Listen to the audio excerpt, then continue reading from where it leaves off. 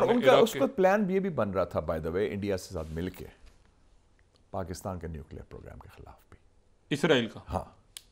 और आपने किताब पढ़ी होगी बाय वे ऑफ डिसेप्शन, वो है उसकी ऑस्ट्रोफ्स्की की, वो मोसाड का साबिक एजेंट था।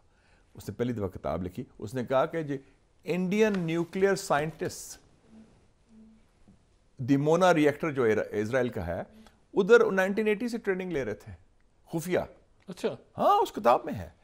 1984 में इजराइल ने प्लान बनाया, इंडिया ने कहा 1984 की ठीक बात है है ये, मैं कि मिसेस गांधी को था, वो हालात ख़राब हो रहे थे और वो ऑपरेशन ब्लू स्टार भी था सिखों के खिलाफ, आपको याद है अमृतसर वाला। तो उन्होंने कहा कि पाकिस्तान का ये न्यूक्लियर है, इसको अटैक करते हैं। इंडिया ने और इसराइल ने अमेरिकन साथ थे उनके? नहीं, अमेरिकन ने हमें वार्न कर दिया। अमेरिकन ने जनरल जिया को बता दिया, सीआईए ने हमें टिप ऑफ कर दिया। इतला सीआईए ने दी क्योंकि हम उसको अमेरिका के हलीफ थे। अच्छा, अफगान जिहाद में सोवियत यूनियन के खिलाफ, जो बड़ा मकसद था। तो बिग पिक्चर तो ये था ना कि सोवियत यूनियन का खात्मा करना है। तो ये पाकिस्तान का न्यूक्लियर प्रोग्राम तो बाद में आता है ना। तो उन्होंने कहा जियाउल हक को कि यार ये करने वाले हैं, आप तैयार हो जाए। तो फिर जियाउल हक ने फिर वार्निंग दे दी थी, आपको याद है? नहीं, तो बीच में कोई अरब मुल्क किसी और के थ्रू नहीं आई थी हमें इत्तला? सीआईए डायरेक्ट अमेरिकन ने की थी। अमेरिकन ने पहली दफा टिप ऑफ किया था इजराइल के बारे में। अच्छा, और जनरल जिया ने फिर, आपको याद है कि वो फिर लीक कर दिया था अखबार के थ्रू कि जी हमारा 1984 में कि हमारा न्यूक्लियर कैपेबिलिटी है, और ऐसी बात हुई तो वील हिट बैक। और फिर आप भी एंटर हुए थे दरमियान में। आपकी एंट्री भी, वो कहते हैं न्यूक्लियर कुलदीप नायर के थ्रू, वो बात 87 में हुआ था, वो ब्रास टैक्स में हुआ था, जब इंडिया का खत्म हमला करने वाला है, तो वो न्यूक्लियर मैसेजिंग थी। अच्छा, तो जनरल जियाउल हक ने क्या 1990 में भी की थी ये? नहीं, तो अमेरिका ने जनरल जिया से कहा, तो जनरल जिया ने फिर स्ट्रेट वार्न किया इंडिया को या इसराइल को किया? नहीं, इंडिया को। इंडिया तो वैसे ही डरा हुआ था। अच्छा, इंडिया जनरल जिया से बहुत डरता था। इंडिया? अच्छा, जियाउल हक handle India very well, I thought. He was the first Pakistani leader with the India policy. उसने इंडिया को बिल्कुल वो सॉफ्ट टच भी था, उनसे मुलाकातें भी कर रहे थे, लेकिन साथ दूसरा ऑपरेशंस भी चल रहे थे। अच्छा, हाँ, तो वो India didn't know how to handle General Ziaul हक।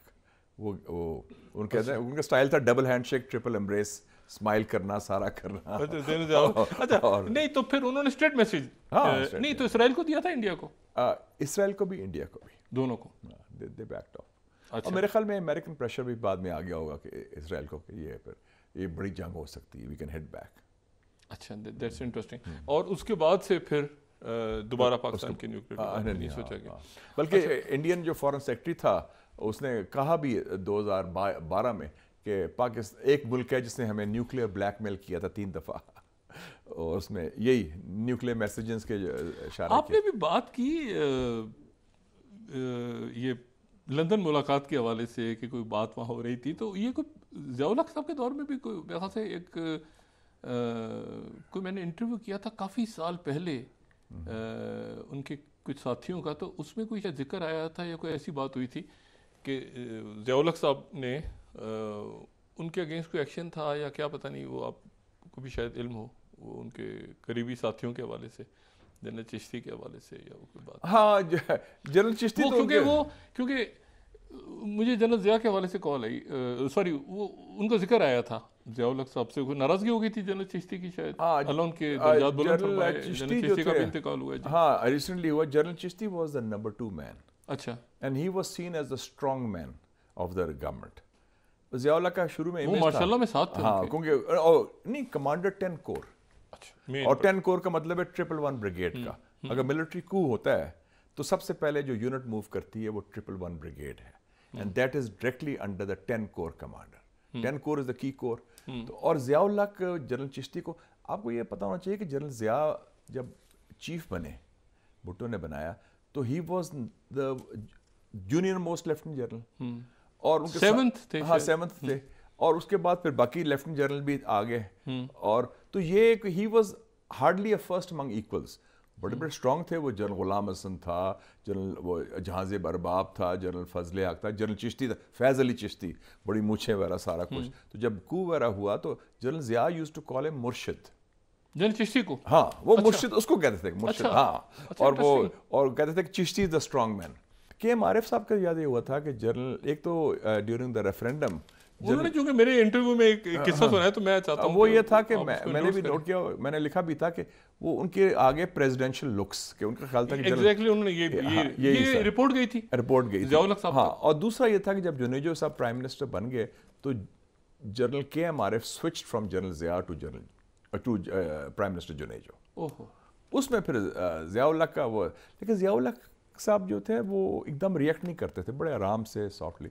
उन्होंने फिर मुझे खुद जनरल आरिफ ने कहा, मेरे अच्छे बड़े ताल्लुकात थे, क्योंकि पढ़ा लिखा आदमी था और वही लाइक टू राइट, 2 किताबें भी लिखी हैं वर्किंग विद ज़िया और सारा कुछ। तो उन्होंने कहा कि मैंने कहा कि मैंने अगले हफ्ते मेरा प्लान बन रहा था vice chief of army staff, vice chief थे ना, फिर प्रमोट हो, पहले चीफ ऑफ स्टाफ थे और सारा काम वो करते थे खुद। मुझे याद है जनरल ज़िया कई दफ़ा मैं पूछता था, मैं कहा सर आप इतने पार्टीज़ में जाते हैं, खाने में जाते हैं, जनाजों में जाते हैं और हर शादी में आप होते हैं मौजूद और 2-2 3-3 घंटे बैठते हैं और लंबी का, तो ये फाइल वर्क कौन करता है? कहते फाइल वर्क वो करता है, जनरल आरिफ करता है। I have no time for file work, मैं सिर्फ इंटेलिजेंस रिपोर्ट्स पढ़ता हूँ और आपकी अखबार पढ़ता हूँ, द मुस्लिम।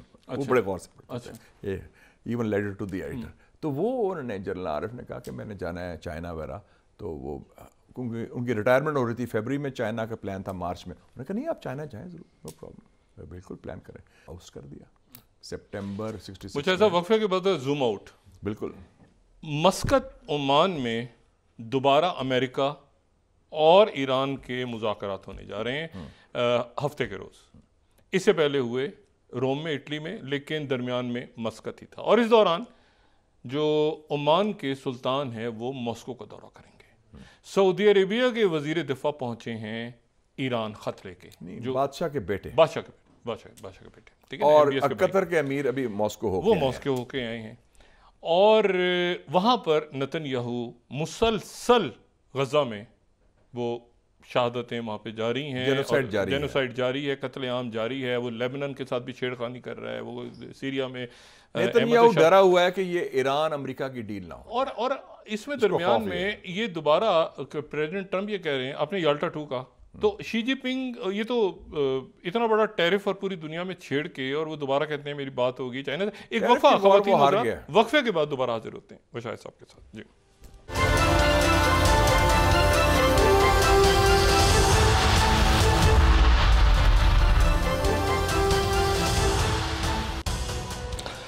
वेलकम बैक ख़वातीन हज़रात। मुल्की मामलात को साथ लेके चलते हैं, लेकिन ज़रा ग्लोबल चेस बोर्ड पे ज़रा जूम आउट करते हैं मुशाहिद साहब। ये जो अगला हफ्ता है, अगले चंद रोज़, वैसे तो हर दिन, हर मिनट, हर घड़ी ये हम जिस दौर से गुजर रहे हैं, आप नहीं मानते, लेकिन मैं मेरा ये देखिए ना, आप मुशाहिद हैं, मुशाहिदा करते हैं, मैं शाहिद हूँ, यानी देखता हूँ चीज़ों को, देखें ना, विटनेस। मुझे लगता है ये वर्ल्ड वॉर 3 का एक पीरियड है जिससे हम गुजर रहे हैं। ये इट इज सॉर्ट, यानी एक पावर गिर रही है, एक उम्र ऊपर जा रही है, मिडिल पावर्स हैं दरमियान में, मतलब एक प्रोसेस है जिसमें अल्टीमेटली किसी एक ने आगे आना है। मतलब आई मे बी रॉन्ग, लेकिन ये है कि वो बहुत सारी चीज़ें ऐसी हैं जो 45 से या उससे पहले 100 साल पहले, बहरहाल हम इस पर पहले डिस्कस कर चुके हैं। मुझे ये बताएं, शुरू हम करते हैं ज़रा ईरान से। ईरान और अमेरिका के दरमियान बराह रास्त मुज़ाकरात, जिसमें ओमान एक ज़ाहिर दरमियान में एक रोल प्ले कर रहा है, लेकिन टॉक्स तो डायरेक्ट हो नहीं है, स्टीव वित्कॉफ की और अब्बास अरगची की। क्या होने जा रहा है? क्योंकि दरमियान में एक बात ये भी चली है कि शायद अमेरिका ये चाहता है, और नेतन्याहू ने भी दरमियान में लीबिया का नाम लिया, लीबिया मॉडल, और अमेरिका भी शायद ये चाहता है कि जो 3.67% तक शायद होती है एनरिचमेंट यूरेनियम की, लेस देन 5, और उसके बाद 60% तक शायद वो एक थ्रेशोल्ड, और 90% वेपन। तो जो एनरिच यूरेनियम है 93% है वेपनाइज होता है। तो वो यूरेनियम जो ईरान के पास एनरिच्ड है वो किसी तीसरे मुल्क में रख दी जाए, और नाम आ रहा है रशिया का। वो कहते हैं 60% तक अभी हुआ 60% तक हुआ है।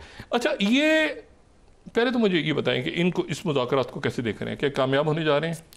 एक जो थोड़ी बिग पिक्चर की बात आपने की है ना कि जो दुनिया में तब्दीली आ रही है, मुझे याद आ गया लेनिन का call, there are decades when nothing happens and then there are weeks when decades happen. कई दिहाइयों में कुछ नहीं होता और कई हफ्तों में दिहाइयाँ हो जाती हैं.